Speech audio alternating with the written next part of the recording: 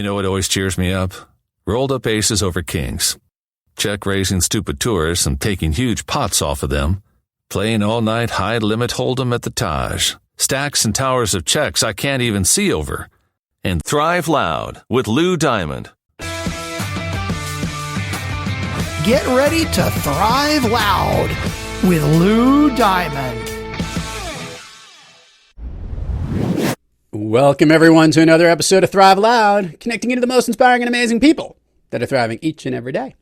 I'm your host, Lou Diamond. Today on Thrive Loud, we have a former high school teacher turned CEO who left his former career to start his own successful company, Ecom Automation Gurus. His business builds automated, highly profitable e-commerce stores for its users. Thrive Loud listeners, Kirk Cooper. Kirk, how are you today? I'm doing well, buddy. How are you doing? I love talking to educators. I love talking to entrepreneurs. I love talking to CEOs. So you and I are going to love talking to each other here. This is a lot of fun. I want to rewind the clock a little bit. What did you teach when you were teaching high school? Health, physical education, sports, kind of sports development. So, weight training classes. Had a lot of our student athletes in my classes. Kirk, what made you want to leave teaching to start your own company? Yeah, I don't necessarily think it was a thing that was like, hey, I want to leave teaching. It was just one of those things that I just didn't feel like I was satisfying my value, my gift that I could bring to planet Earth.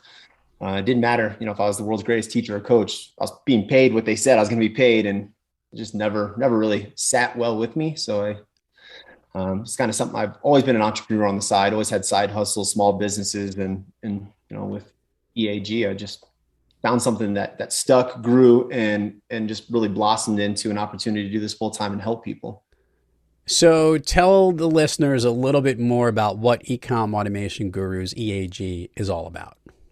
Yeah. So, just kind of a flashback was in 2013, I got into the e-com space, started up my own Amazon store. I thought, hey, this would be a cool thing that I could do from home after my family goes to bed. I can, pull in tight and work and build and source product and sell product on Amazon's platform. And it got to the point where I just started kind of picking up different nuggets and started really sharpening my sword and found ways to become more and more profitable with this in just about 4 hours a night of operating it. And yeah, at that point, I needed to go out and hire a team that I could train my skill set that I've developed to run my personal store. And after I turned that over to a team, a real small group of guys that could run it 24 hours a day, 7 days a week, profitability went up. So paying them was no issue. I was making more money. And really the light bulb went off that, I could grow this whole operation here and help other people do this. Hey, you do your zone of genius, run your 9 to 5, run your current business, do what you do best, but why not diversify and expand into another revenue stream and create a passive income based business that's 100% your business. All the money goes to you and you hire our team to be a contractor. So we help people with drop shipping, private label, wholesale, and it's all designed to be as passive as possible. So very cool. So you basically have taken over like the operational component of a lot of these e-commerce business. That's the general gist of it? Exactly. Yeah. So what are some of the efficiencies that you learned as you were putting together the business for yourself? What were some of the things that you figured out? Because there is a little bit of a niche to understanding the e-commerce business, let alone within the Amazon platform. But what were some of the things that you did better that you knew you'd be able to help other people do better? Yeah. So we've developed some different, operational paths, we'll call it. We have different systems. We have a lot of proprietary knowledge that we've been able to base in developing our systems. But what it really is the time component is by making this passive, we're able to do this. We literally operate 24 hours a day, 7 days a week, 365 days a year. We've got just shy of 500 agents that work for us. So they're cycling in 8-hour shifts and we're constantly running and operating these stores. So that's the piece. I found that when I was running my store 4 hours a night from 10 p.m. till 2 a.m., oftentimes I'd be in my first or second hour weight training class, and I'd realize I'd get a ping on my phone that I needed to do. So I needed to update or optimize my listings. Otherwise, they're going to start to slowly drop, and I wouldn't get to them until about 10 p.m. when I got home from coaching track, football, golf, whatever it was, had dinner with my wife and all that stuff. So that piece allowed moving a team into that position, even on just my store individually, that they were able to get to it within 30 minutes, hour and a half, optimize it, and allow the store to then pick back up instead of take that slow decline through the day. And that's what we bring to our clients, the business owners, is that they can have a store that's going to be managed and overseen throughout the day, month, year, to be managed so that it has the opportunity to grow to their ability to fund the store, essentially. So Gotcha. That's the piece, is the time piece. Kirk, is there a certain type of e-commerce product or business that you deal with more often than not with the companies you help? Yeah, drop shipping. Drop shipping, I'd say, is 90% of our clientele. When they come in, they like the idea of not having to hold inventory or to put an investment into inventory of 1,000, 2,000 units, wait a month for it to get picked, packed, shipped, sit in a warehouse, and then sell one by one by one till you eat away at your inventory. They like the idea of, hey, we'll shrink the margins a bit and we'll pre-sell the product, then we'll pay for the product, have the product shipped to the customer. And then at that point, the goal is to build up volume. So when you build up volume is when you start to make your money. And we've got stores that make $500-600 a month. We've got stores that make November, December, $40,000 to $90,000 a month. It just really depends on the motor you put in the business. Kirk, how many companies is Ecom Automation Gurus working with? We're 400 plus now. Yeah, wow. We've got over 400 different stores that we manage in some capacity to help them automate their stores. And is it all global, or is it just limited to the US here? That's a great question. So we do have a few people that are outside the US, but it requires them with our model to come in and get an LLC within the United States, which is fairly easy to do.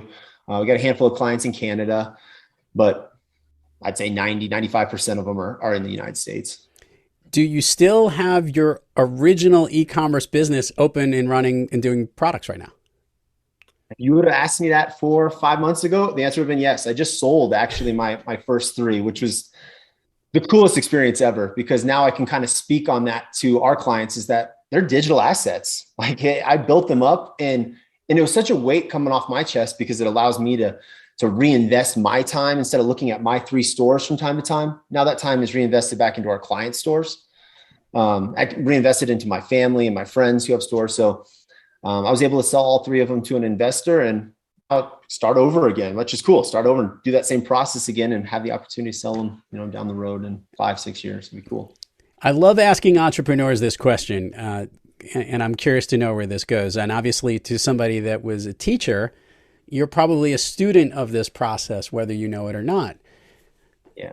To you, is the problem-solving aspect of fixing the problem, or the best way to do it, running the business as a leader, or maybe more importantly, the marketing and the sales aspect of the business and helping to sell your services?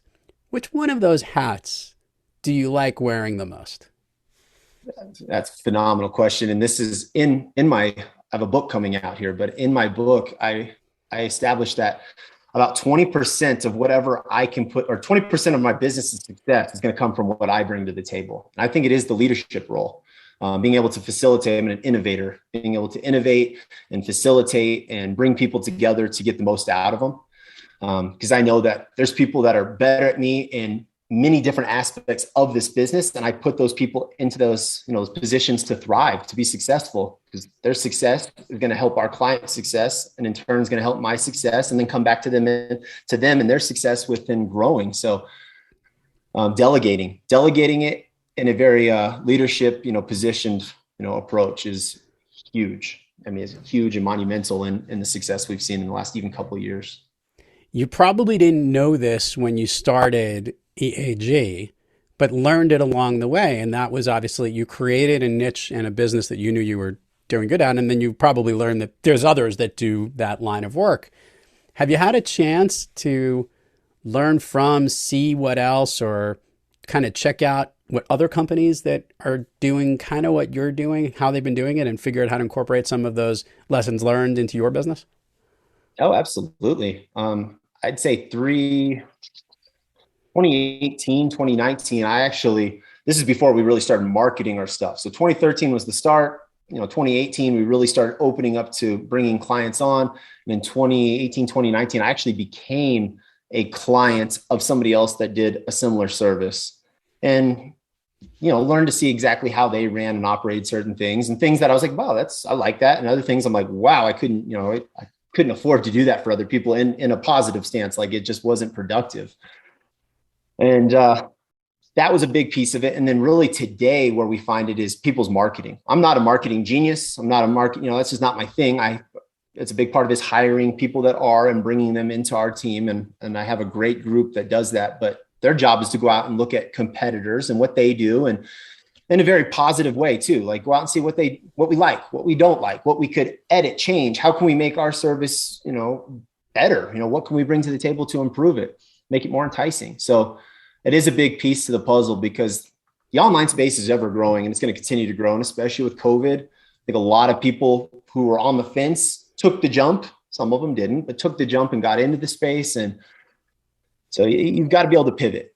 Yeah, you got to be able to pivot. So you've been, I don't know if you necessarily benefited from COVID, because I bet you there's some pluses and minuses, obviously making the leap into focus on online business, but obviously some of the issues during a shutdown and all those things were probably challenging within the business.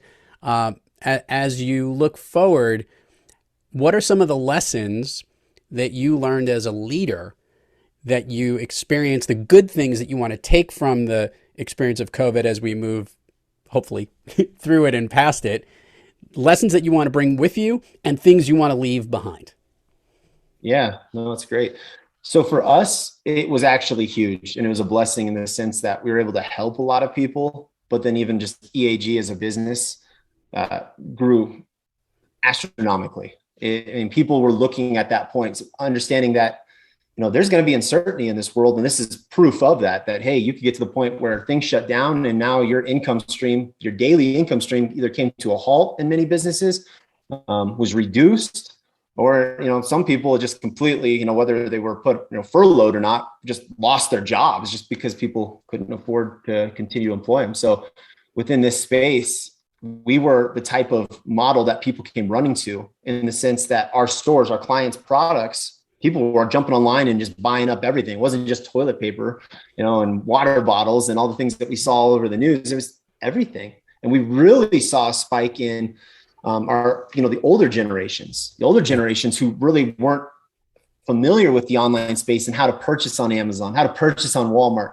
They figured it out, or they were taught by, their family members, because all of a sudden, we had, different items that just kind of the older following purchases, and that went through the roof again, astronomically. So it really spiked things up, and then things mellowed, but where they settled was still higher than where the baseline had been on average. So it's been a blessing for where we're at. We understand that it's been a hardship for many, but it's been interesting to watch for sure.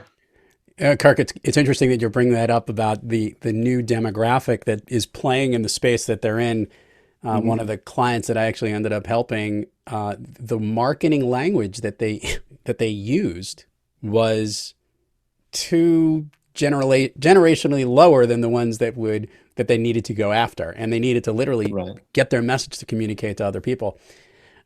To those that are out there now who might be thinking, hey, have we jumped the shark? Have we passed the window of getting involved in incorporating into the business? What would you say to these entrepreneurs that are thinking about making the leap into this line of work in this space, just like you have in the past?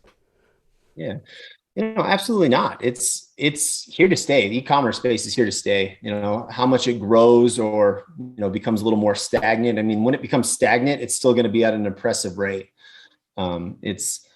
You see more and more physical shops that went and shut down and aren't coming back, but they found a way to make themselves present in the online space, which is neat. So it was a kind of a pivot moment for them.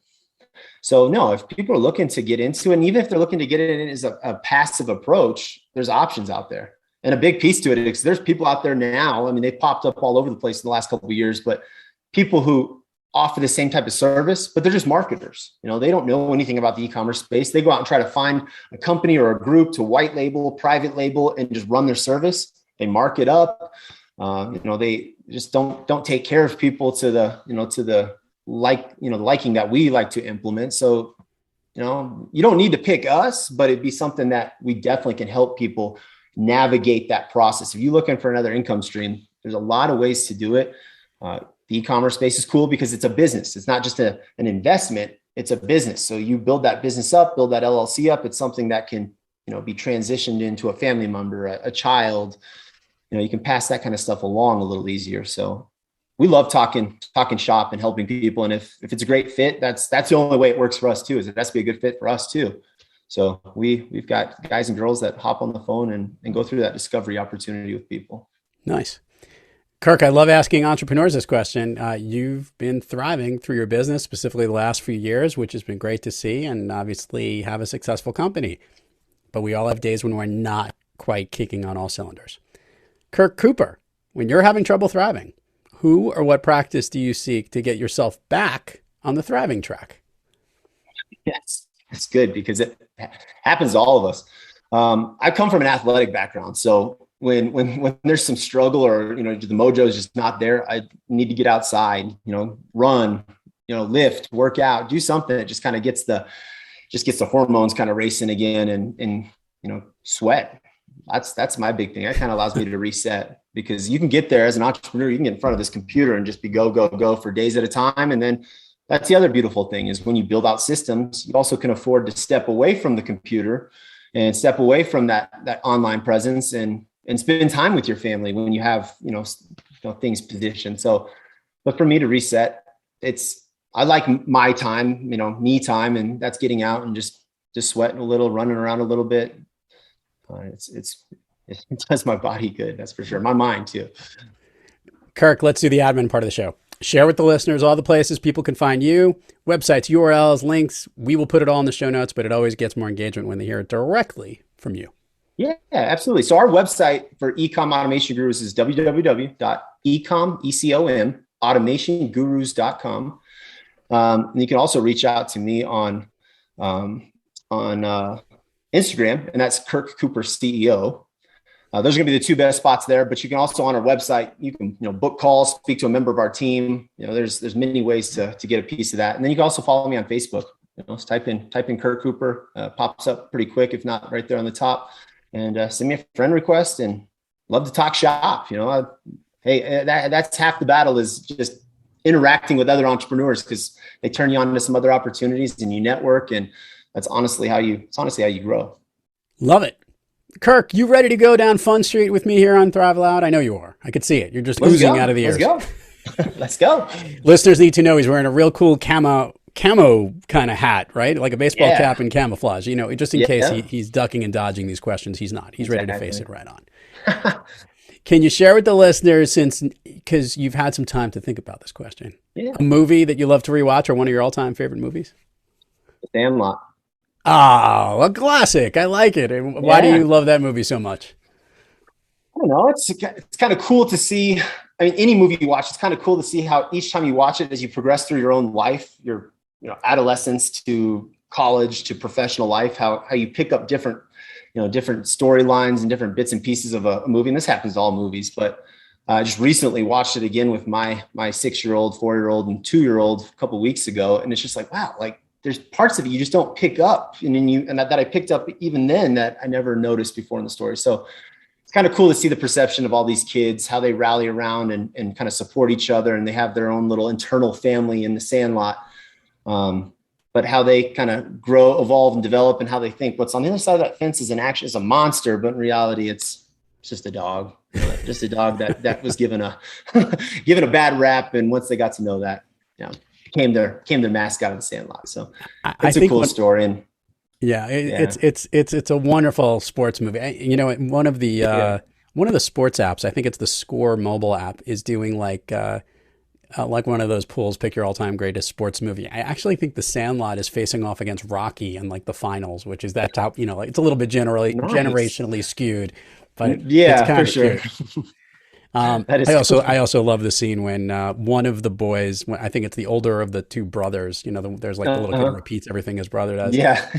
After the complete debacle of the erector set goes wrong, and there's like a big explosion. He comes back completely covered in dust. Yeah, and he sits there. We've been going about this all wrong. He goes, I blame myself. It's just such a wonderful like self-realization moment that like these boys are trying to figure out what the hell to do in a very creative way. So it's pretty fun. All right, we're going to do the speed round here, Kirk. I know you're ready for it. You're an outdoors guy. You can handle this. I'm going to ask you something. I want the first thing that comes to your mind. These are things that lift you up, motivate you, make you feel good. Basically, they make you thrive. You ready? Cool. Yeah. Okay. Of late, a song that's kind of like your jam or one that you listen to help pump you up.